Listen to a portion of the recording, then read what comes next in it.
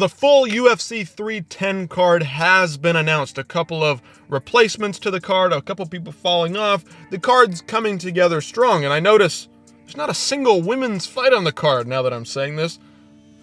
Not too bad, if I do say so myself. There's only a couple women out there that I even enjoy watching.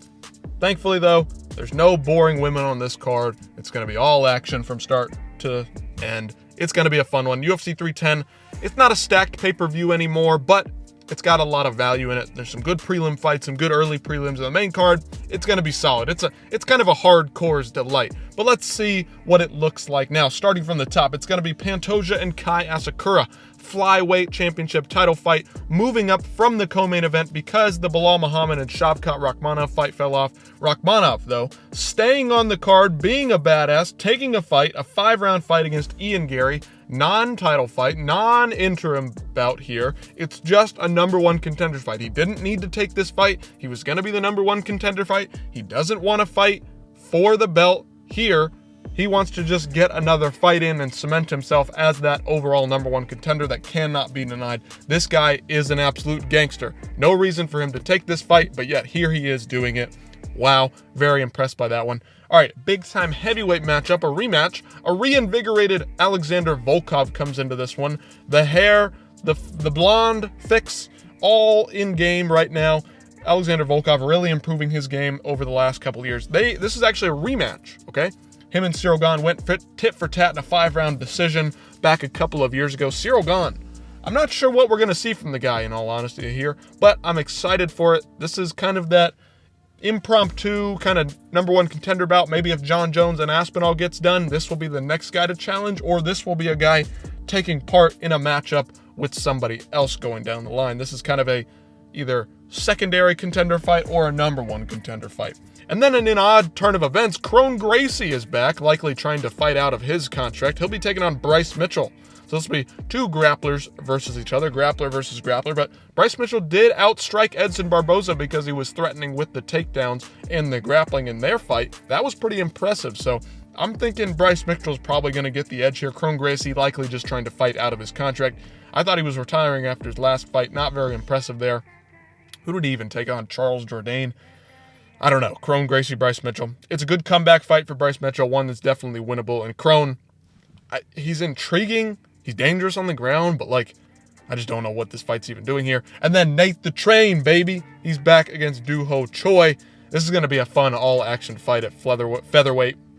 Nate the Train, baby, he's coming back, and he's coming for a win.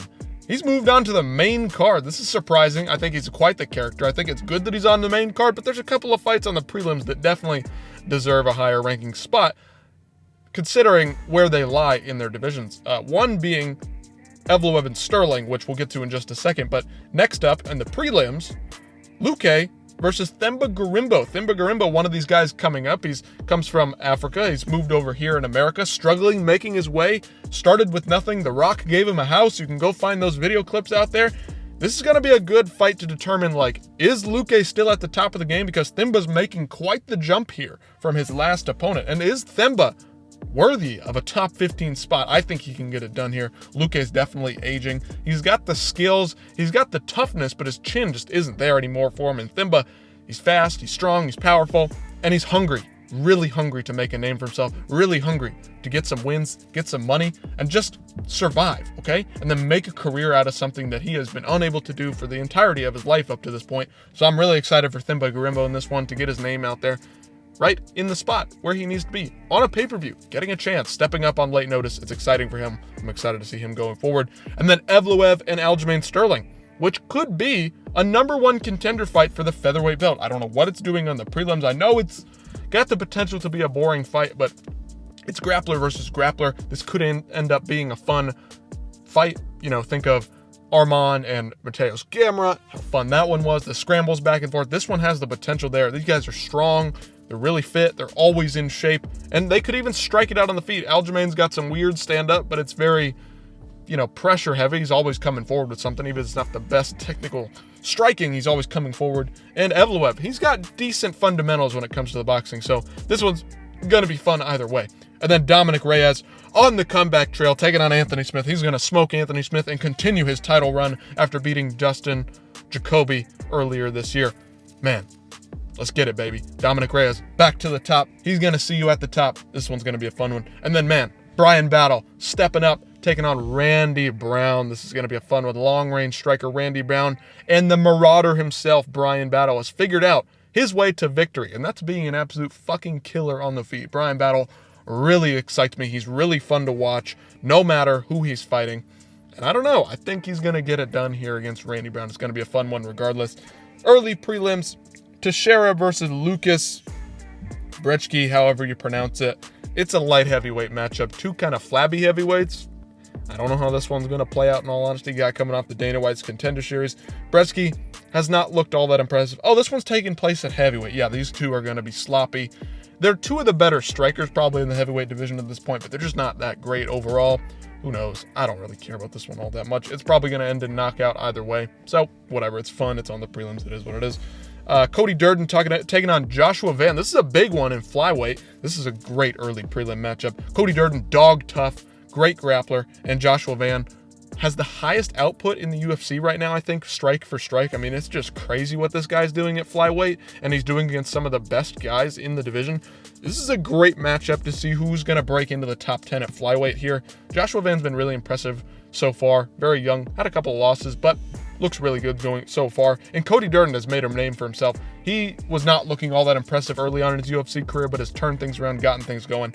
This one's going to be a fun one. And then Clay Guida, the veteran, the fisherman himself, taking on the young Chase Hooper. Chase Hooper moving up to 155 for this one. I think this will be his second or third fight at 55. I think he's getting a lot better, growing into his body. He's a young guy, but he's growing in, getting that muscle put on him. Now he's moving up to lightweight. Clay Guida, though, always tough. Not a guy you're going to submit easily, so if something happens here, look out for the striking on the feet. Clay Guida's a little bit weird on the feet, and maybe that chin's going to be slipping away from him, and maybe Chase Hooper can capitalize on that, but who knows? It's Chase Hooper. Kind of just a little bit weak in areas in terms of his game, a little bit green in areas, but maybe he can get it done, move on. But Clay Guida, always dog tough. And then Michael Chiesa taking on Max Griffin. Max Griffin, the ever boring Max Griffin, just doesn't know how to lose a lot of fights here. And Michael Chiesa, I don't know. He's getting older. I'm surprised this is on the early prelims considering the name value in these two, but you know what? I'm happy it's there because more than likely this is going to be a very uninteresting fight. Two guys that have fallen out of the rankings at welterweight as of late. Whatever. It is a fight. It's the most average, boring fight on paper that you could put together. That's all I'm going to say on that one. And then Martin Buday taking on Kunaev, also coming off the Dana White's Contender Series. Martin Buday, overweight, sloppy, heavyweight. Kunaev probably going to come in here and run this guy over. Kunaev might not even be that great at heavyweight, but he's just younger and hungrier, and he's going to get it done. Anyway, let me know what you guys think about the entire card. I just gave you a little brief rundown on what to look forward to in this one. Not a lot of name value in certain spots, the Buday fight and the Teixeira fight, but man, the rest of the card is just full of just fun little action fights here and there with some storylines behind it. Bryan Battle obviously trying to climb up the rankings as best he can. Randy Brown trying to stay in the rankings. We'll see what happens here. Again, main event, Kaya Sakura, Alexandre Pantoja. That one's going to be a fun one. And then the co-main event, Rakhmonov being a gangster, taking on Ian Gary for no good reason at all other than just staying in the fight and proving that he can take out Ian Gary. This one's going to be a fun one. UFC 310 in December. What do you guys think about it? Let me know in the comments down below, and I'll see you in the next one.